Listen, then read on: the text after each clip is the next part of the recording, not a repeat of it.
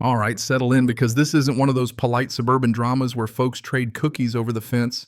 No, this is the story of how a padlock, a map, and years of patient stubbornness took down the most ruthless HOA president in the Lone Star State. And if you think a locked gate scares someone who spent a lifetime building levees against hurricanes, well, buckle up. See, it all started with a sound. Not the birds or the wind or anything peaceful. No, I'm talking about the sharp snap of a padlock, the kind of click that tells you something big just happened. Out there on the other side of my gate, sweating through a powder blue suit hair done up to look like she just stepped out of a Dallas country club, stood Cordelia Ashworth Vance. If you've never heard her voice, count your blessings. When she screamed, "You think a padlock scares me? I own this county," it ricocheted off the oaks like shattered glass. I sipped my coffee on the porch, just watching it all unfold, the way 100 wedding guests, dozens of Range Rovers and Benzes got trapped behind my new gate. The looks on their faces, some annoyed, some filming me through tinted windows, all suddenly aware that the party was about to go sideways. Cordelia lost her mind. "Open this gate right now or I'll have you arrested," she shrieked. But I just took another slow sip, let the morning settle, and finally said what I'd been waiting years to say. "Ma'am, you spent a dozen years terrorizing everyone around here, slashed my tires, filed fake police reports, tried to steal my water rights. Heck, you even forged documents, but you never bothered to check who you were messing with. See, I'm the guy who bankrupted her husband's company 7 years ago. And that lake behind me, that's mine. By court order, by hard evidence, by every right the state of Texas recognizes." This is the story of how a water consultant outmaneuvered a tyrant armed with a survey map and a lifetime of knowing you document everything. Every morning, rain or shine, for nearly 70 years, somebody's been out here at dawn measuring that lake. Not because anyone made me, because when you own something valuable, you protect it. Every ripple, every inch, every change, the calluses on my hands. That's 2 decades of building levees, drainage systems, dams. Water doesn't lie. It finds the truth every single time, no matter who's trying to bury it. My own story started with a pile of confidential files on my kitchen table and a faded cap hanging by the door, one of those generational things you don't throw away, even when the sweat stains look like a map of the Rockies. The property, not inherited, not some rich uncle's gift. I won it in court when I exposed Triton Development for dumping chemical waste poisoning wells and bribing half the county officials. 3 years fighting their lawyers, their smear campaigns, even a few midnight threats. In the end, they lost millions and I got this land. But I didn't know then that the fight was just beginning, because Cordelia Thatcher Vance's wife, she became HOA president, right next door. From the first day she rolled up my gravel drive, decked out like the sheriff of the homeowners police, I knew I was in for it. She never shook hands, just shoved a clipboard in my face, compliance reviews, community enhancement fees, lake access for her events.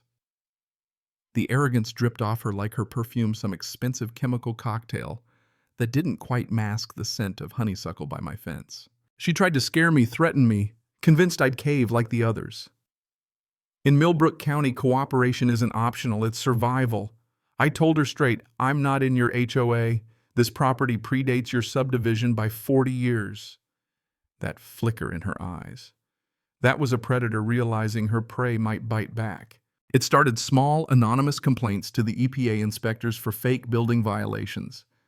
The health department crawling around claiming water contamination. Every time I passed the tests, every time it cost me hours and headaches. Then came the social freeze hardware stores, suddenly out of everything gas stations whose pumps only broke when I showed up, diners where my breakfast order got lost every visit. Not a coincidence and not subtle. Cordelia had the county in her pocket, and she was tightening the noose. Then there was the Facebook mob, her safety watch group, blurry photos of my property, wild accusations about mysterious activity at my lake.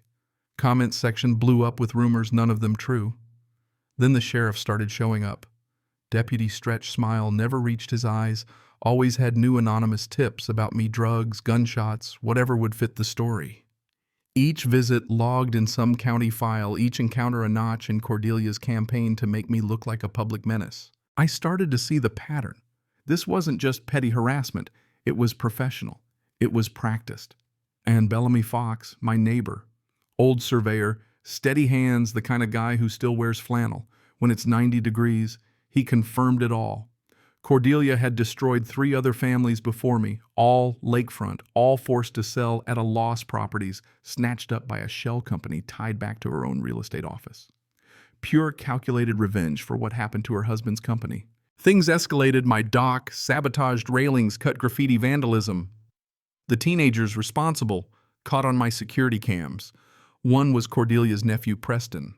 I confronted her with the footage. She laughed it off, accused me of faking it, threatened to spin the story until I looked like the dangerous one. That's when I knew truth didn't matter here. Cordelia controlled the narrative, and she would burn down everything to protect it. The attacks got more desperate. Someone dumped detergent in my well, turned every faucet into a bubble bath.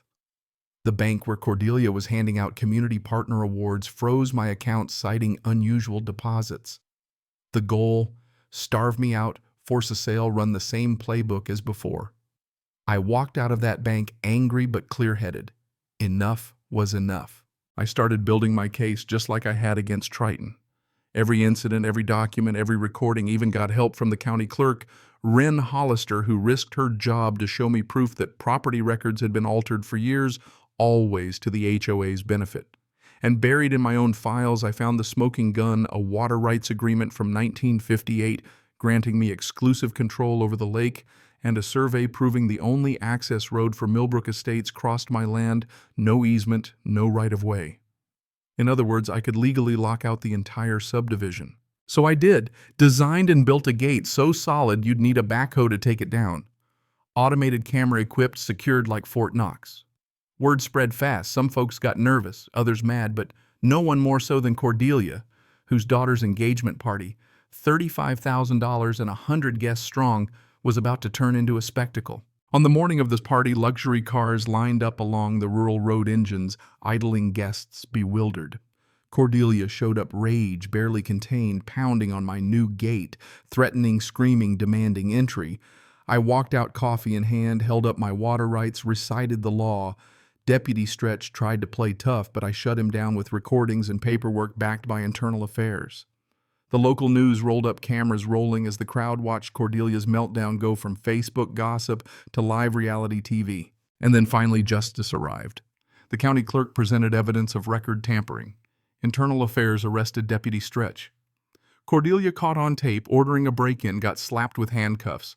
Her empire, built on intimidation and fraud, collapsed in front of everyone she'd spent years lording over. In the aftermath, the corrupt fell one by one. Cordelia lost her license, her position, her freedom. Her husband bailed. The bank got investigated. Properties returned to their rightful owners. The community, free from her chokehold, started rebuilding, this time with real transparency, real leadership, actual respect for the law. And the lake, my lake, went back to being what it always should have been: a place for quiet mornings, clean water, and honest neighbors. Sitting on the dock with Bellamy, watching the sun come up, I realized something. The fights that matter, property, principle, dignity, aren't always won by yelling the loudest or having the most friends in high places. Sometimes you just need patience. You need to know what you own, and you need to make damn sure the world learns to respect it. Cordelia thought she was untouchable. She thought she owned the county. But water, truth, and time, those are forces you can't contain forever. In the end, everything built on a rotten foundation washes away. I didn't destroy Cordelia. She did that to herself. I just made sure everyone saw it happen. Now I've got a question for you, because I know I'm not the only one who's tangled with a bully in a blue suit. Where's the line between fighting for your rights and becoming the villain yourself? What would you have done in my boots? Drop your stories below. Let's get a real conversation going about justice, property, and the cost of standing your ground. And if this tale lit a fire under you, go on, subscribe, share, stick around. There's more where this came from.